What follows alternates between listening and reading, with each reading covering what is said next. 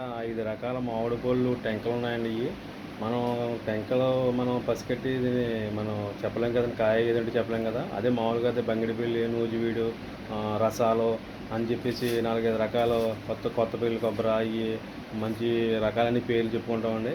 అలాగే మనం తినేసిన తర్వాత ఈ టెంకని మనం వీటికి పేర్లు చెప్పలేం కదండీ. అలాగే డబ్బున్నప్పుడు మాత్రం మహానుభావులండి, పెద్ద కాపులండి, పెద్ద కుటుంబాలండి, అలాగండి అలా దాన ధర్మాలు చేసేవాళ్ళండి. అదే డబ్బులు లేవనుకోండి, ఆడేంటా ఈడేంటా అలా ఆడు ఎవడో కూడా పట్టించుకోకుండా మనిషిని తుంచేస్తారండి.